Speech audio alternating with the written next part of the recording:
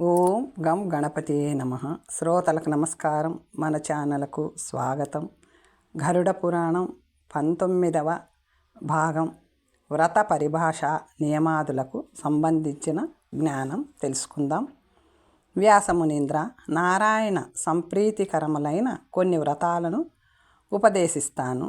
శాస్త్రంలో వర్ణింపబడిన నియమాలను తప్పకుండా పాటించడమే వ్రతం. అదే తపస్సు కూడాను. కొన్ని సామాన్య నియమాలు ఇలా ఉంటాయి. నిత్యం త్రిసంధ్యలలో స్నానం, భూమిపై శయనం, పవిత్రంగా ఉంటూ రోజు హవనం చేయడం, పతిత జన సాంగత్యాన్ని వర్జించడం, వ్రతం కోసం కాంస్య పాత్ర, ఉడత అంటే చిక్కుడు ధాన్యం, పెసర వంటి పప్పు ధాన్యాలు, ఉల్లి, ఇతరులు పెట్టే అన్నం, కూరలు, మధుసేవనం అనగా తేనె వంటి రుచులు, భోగాలు, మద్యపానం ఎప్పుడు పాపమే. వీటన్నిటినీ విసర్జించాలి. పువ్వులు, ఇతర అలంకారాలు, కొత్త బట్టలు, ధూపగంధ లేపనాది సరదాలు, అంజన ప్రయోగం వ్రతకాలంలో వదిలేయాలి. ఒక మారు కంటే ఎక్కువ నీరు, ఇతర పానీయములు అంటే కాఫీ, టీ లాంటివి ఇప్పుడు. తాంబూలం, పగటి నిద్ర, భార్యతోనైనా మైథునం, వీటిలో ఏది చేసినా వ్రతభంగమే అవుతుంది. పంచగవ్యాలను త్రాగవచ్చు. క్షమ, సత్యం, దయ, దానం, శౌచం, ఇంద్రియ నిగ్రహణం, దేవపూజ, అగ్నిలోహ హవనం, సంతోషం, నీతి పురాణాలలో అచౌర్యమని ఉంది. ఈ 10 అన్ని వ్రతాలకు సర్వసామాన్య ధర్మాలు. 24 గంటలలో ఒకే మారు చీకటి పడి నక్షత్ర దర్శనం జరుగుతుండగా భోజనం చేయడమే నక్తవ్రతం అవుతుంది. రాత్రెప్పుడో భోంచేయడం కాదు. పంచగవ్య ప్రాసనకి కూడా హద్దులు, మంత్రాలు ఉన్నాయి. గోమూత్రం, గోమయం, ఆవు పాలు, ఆవు పెరుగు, ఆవు నెయ్యి, గాయత్రి గంధద్వారా, అప్యాయ స్వాహ, దది తేజోసి, ఒక ఫలం, అర్ధాంగుష్ట, 7 ఫలములు, 3 ఫలములు, ఒక ఫలం. దేవస్య అనే మంత్రంతో కుశ దర్భలు కడిగిన మంత్రజలంతో పంచగవ్యాలను శుద్ధి చేయాలి. ఒక ఫలం ఆ జలాన్ని ఆయా మంత్రాలను చదువుతూ ఆయా ద్రవ్యాల బరువును తూచి పెట్టుకొని సేవించాలి. అజ్ఞాయ దానం, ప్రతిష్ఠ, యజ్ఞం, దానం, వ్రతం, వేదవ్రతం, వృషోత్సర్గం, చూడాకరణం, ఉపనయనం, వివాహాది మంగళకర కృత్యాలు, రాజ్యాభిషేకాది అధికార కర్మలు మలమాసంలో చేయరాదు. అమావాస్య నుండి అమావాస్య దాకా జరిగే కాలాన్ని చాంద్రమాసం అంటారు. సూర్యోదయం నుండి మరుసటి సూర్యోదయం దాకా ఉండే కాలాన్ని ఒక దినం, ప్రస్తుత భాషలో రోజు అంటారు. ఇలాంటి 30 రోజులకు ఒక మాసం. ఒక రాశి నుండి మరొక రాశిలోకి సూర్యుని సంక్రమణ కాలాన్ని సౌర కుటుంబం అంటారు. నక్షత్రాలు 27, వాటి వల్ల లెక్కగట్టే మాసం నక్షత్ర మాసం. వివాహ కార్యానికి సౌరమాసాన్ని, యజ్ఞాదులకు మాసాన్ని శ్రావణ మాసం గ్రహించాలి. యుగ్మతిథులనగా 2 తిథులలోకే రోజు పడడం. వీటిలో విధియతో తదియ, చవితితో పంచమి, షష్ఠితో సప్తమి, అష్టమితో నవమి, ఏకాదశితో ద్వాదశి, చతుర్దశితో పున్నమి, పాడ్యమితో అమావాస్య యోగించిన రోజులు. గొప్ప ఫలదాయక కాలం అవుతుంది. ఇతర యుగ్మాలు మహాఘోర కాలాలు. వీటికి మన పూర్వజన్మ పుణ్యాన్ని కూడా హరించేటంత దుష్టశక్తి ఉంటుంది. వ్రత ప్రారంభానంతరం స్త్రీలకు రజోదర్శనమైన వ్రత నష్టం జరగదు. వారు దాన పూజాది కార్యాలను ఇతరుల చేత చేయించాలి. స్నాన, ఉపవాసాదిక కాయిక కార్యాలను స్వయంగా చేస్తే చాలు. క్రోధ, ప్రమాద, లోభాల వల్ల వ్రతభంగమైన వారు 3 రోజులు ఉపవసించి శిరోమండనం చేయించుకుని వ్రతాన్ని పూర్తి చేయవచ్చు. శరీరం సహకరించక మధ్యలోనే వ్రతాన్ని ఆపవలసి వచ్చిన వారు పుత్రాదులచే దానిని పూర్తి చేయించవచ్చును. వ్రతం చేస్తూ వ్రతి మూర్ఛపోయినంత మాత్రమున వ్రతభంగమైపోదు. జలాది పరిచర్యలచే మేలుకొని తేరుకొని మరల కొనసాగించవచ్చును. పాడ్యం నుండి పంచమి దాకా వివిధ తిథి వ్రతాలు. వ్యాస మహర్షి ఇప్పుడు నేను ప్రతిపదాది తిథుల వ్రతాలను ఉపదేశిస్తాను. ప్రతిపద అనగా పాడ్యమి తిథి నాడు చేయవలసిన ఒక విశేష వ్రతం పేరు శిబి వ్రతం. ఈ వ్రతాన్ని ఆచరించిన వారికి వైశ్వానర పదం సిద్ధిస్తుంది. పాడ్యమి నాడు ఏకభుక్త వ్రతం అనగా పగటిపూట ఒకే మారు భోజనం చేసి ఉండైపోవాలి. వ్రతం చివరిలో కపిలగోవును దానమివ్వాలి. చైత్రమాసారంభంలో విధిపూర్వకంగా గంధ సుందర పుష్ప మాలాదులతో బ్రహ్మను పూజించి హవనం చేసిన వారు అభీష్ట ఫలప్రాప్తిని అందగలరు. కార్తీక శుద్ధ అష్టమి నాడు పూలను వాటి మాలలను దానం చేయాలి. ఇలా ఏడాది పొడవునా చేసిన వారికి రూప సౌందర్యం లభిస్తుంది. శ్రావణ కృష్ణ తదేనాడు లక్ష్మీ శ్రీధర విష్ణువుల మూర్తులను బాగా అలంకరించబడిన శయ్యపై స్థాపించి పూజించి రకరకాల పండ్లను నివేదించి ఆ శయ్యాదులను బ్రాహ్మణునికి దానం చేసి ఈ విధంగా ప్రార్థించాలి. శ్రీధరాయ నమః, శ్రీ అయి నమః. ఈ తదేనాడే ఉమామహేశ్వరులను అగ్నిని కూడా పూజించాలి. ఈ దేవతలందరికీ అవిష్యాన్నాన్ని తనకిష్టమైన పదార్థాలను తెల్ల కమలాల అంటే ధమనకాలను నివేదించాలి. పాల్గొనాది తదేల వ్రతంలో వ్రతి ఉప్పు తినరాదు. వ్రతాంతమున బ్రాహ్మణుని ఆయన పత్నితో సహా పూజించి అన్న శయ్య పాత్రాది ఉపస్కరయుక్తమైన ఇంటిని దానం చేసి భవానీ ప్రియతాం అనాలి. ఇలా చేసిన వారికి దేహాంతంలో భవానీలోకం ప్రాప్తిస్తుంది. ఈ లోకంలో కూడా సర్వసుఖాలు లభిస్తాయి. మార్గశిర తదే నుండి క్రమంగా తిథి నాటికొకరుగా గౌరీ, కాళీ, ఉమా, భద్ర, దుర్గా, కాంతి, సరస్వతి, మంగళ, వైష్ణవి, లక్ష్మి, శివ, నారాయణీ దేవి స్వరూపాలను పూజించాలి. దీనివల్ల ప్రియజన వియోగాది కష్టాలు కలగకుండా ఉంటాయి. మాఘశుద్ధ చతుర్దశి నాడు ఆహారమేమీ తీసుకోకుండా బ్రాహ్మణునికి తిలదానం చేసి వ్రతి తిలలను నీటిని ఆహారంగా భావించి ప్రార్థన చేయాలి. ఈ విధంగా ప్రతి నెల 2 సంవత్సరాలు చేసి వ్రత సమాప్తిని గావించాలి. ఇలా చేసిన వారికి జీవితంలో ఏ విఘ్నాలు కలగవు. ప్రతి చవితి నాడు గణపతిని యథావిధిగా పూజించాలి.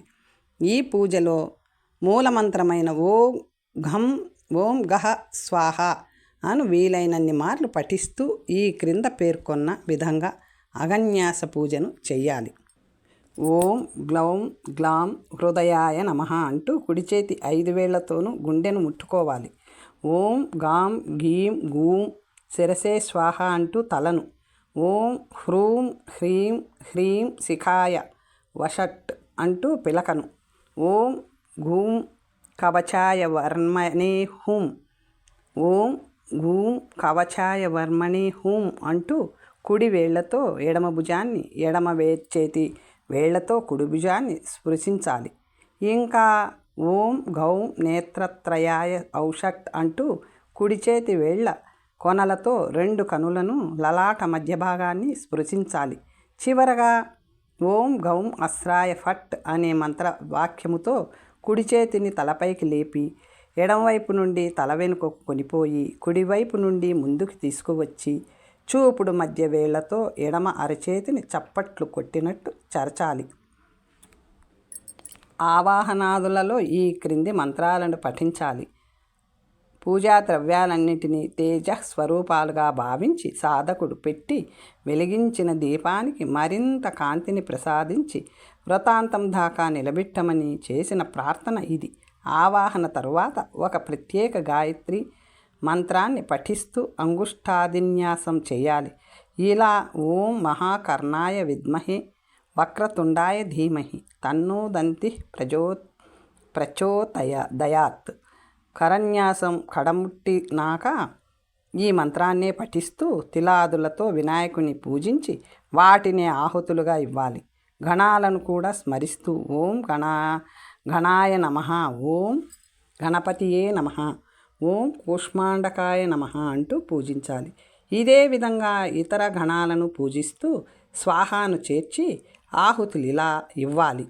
ఓం నమో అమోఘోల్కాయ స్వాహ, ఓం నమః ఏకదంతాయ స్వాహ, ఓం నమః త్రిపురాంతక రూపాయ స్వాహ, ఓం నమః స్వదమందంతాయ స్వాహ, ఓం నమో వికారాలాయ స్వాహ, ఓం నమో వికారాలాయస్యాయ స్వాహ, ఓం నమః అహవేశాయ స్వాహ, ఓం నమః పద్మదంష్ట్రాయ స్వాహ.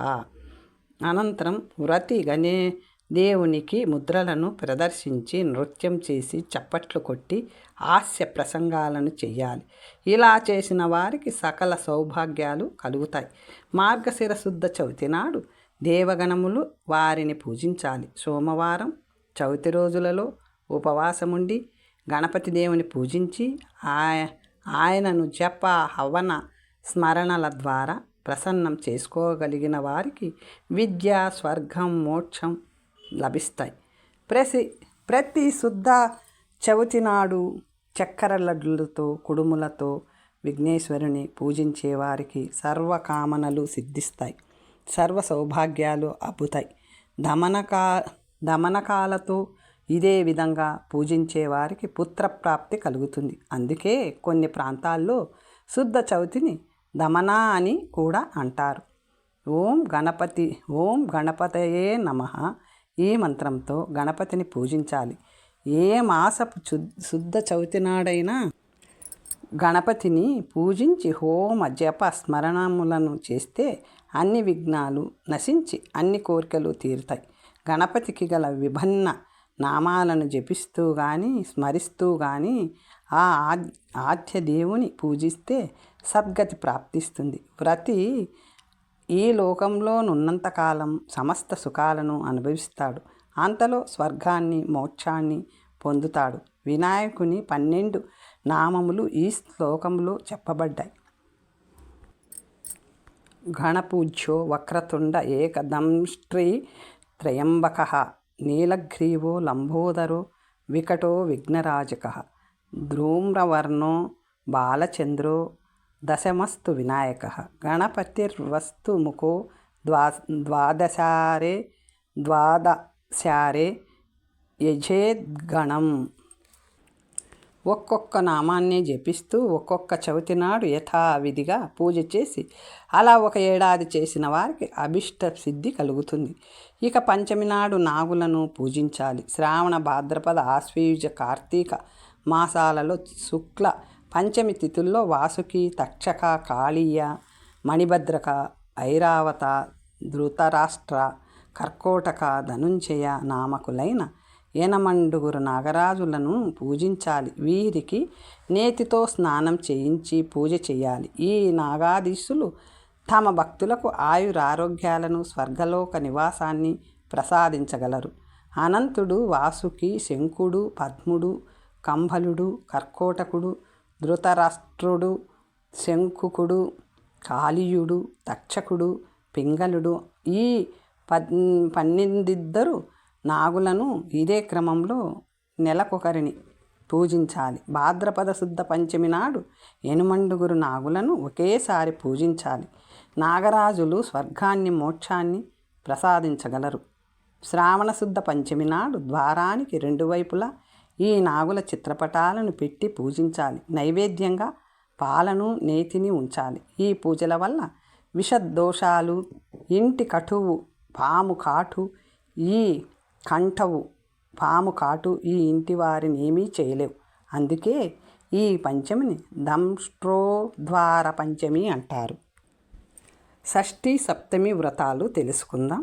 భాద్రపద షష్ఠి నాడు కార్తికేయుని పూజించాలి. ఈ పూజలో చేసే స్నానాది పవిత్ర కృత్యాలన్నీ అక్షయ ఫలదాయకాలు అవుతాయి. ప్రతి షష్ఠి నాడు ఉపవాసం చేసి సప్తమి నాడు బ్రాహ్మణులకు భోజనాలు పెట్టి ముందుగా ఓం ఖగోల్కాయ నమః అనే మంత్రంతో సూర్యుని పూజించాలి. అష్టమి నాడు మిరియాలతో భోజనం చేసి పారణ చెయ్యాలి. సప్తమి నాటి భోజనం సంగతి ఇక్కడ చెప్పబడలేదు, కానీ కొన్ని ప్రాంతాల్లో ఆ రోజు చప్పిడు చేస్తారు, అనగా ఉప్పు కారం లేని భోజనం చేస్తారు. అను అంటే మిరియాన్ని మరిచ అంటారు. కాబట్టి ఈ సప్తమి వ్రతానికి మరిచ సప్తమి వ్రతం అనే పేరుంది. ఈ వ్రతం చేసిన వారికి దూరమైన ప్రియజనులు దగ్గరవుతారు. ఇక ఎడబాటన్నది ఉండదు. ఈరోజు సమయమాన్ని పాటిస్తూ స్నానాధికములు చేసి మార్తాండ ప్రియతాం అంటూ యథావిధి సూర్యుని పూజించి అదే వాక్యాన్ని పలుకుతూ బ్రాహ్మణులకు ఖర్జూరం, నారికేళం, గజనిమ్మ మున్నగు పండ్లను దానం చేయాలి. వ్రతి కూడా ఈ రాత్రికి వాటిని తిని శయనించాలి. ఈ వ్రతాన్ని ఫలసప్తమి వ్రతమని ఇందువల్లనే అంటారు. సప్తమి నాడు సూర్యదేవుని పూజించిన తరువాత బ్రాహ్మణునికి పాయసంతో భోజనం పెట్టి దక్షిణనిచ్చి వ్రతి స్వయంగా పాలను త్రాగి వ్రతాన్ని ముగిస్తే పుణ్యప్రదుడవుతాడు. కోరికని బట్టి ఆహారం ఉండే వ్రతమిది. ధన పుత్ర లాభం కావలసిన వారు ఓదన భక్ష్యాదులను తీసుకోరాదు. దీనిని అనోదక సప్తమి వ్రతం అంటారు.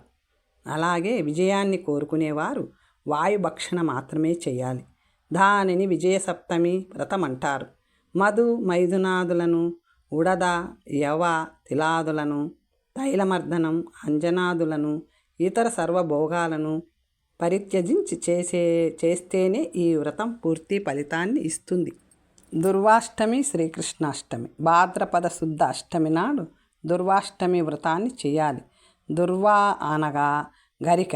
ఆ రోజు ఉపవాసం చేసి గౌరీ, గణేశ, శివ ప్రతిమ రూపాలను గరికతోనూ ఆపై ఫలపుష్పాదులతోనూ పూజించాలి. ప్రతి పూజా ద్రవ్యాన్ని శంభవే నమః, శివాయ నమః అంటూ శివునిపై వేయాలి.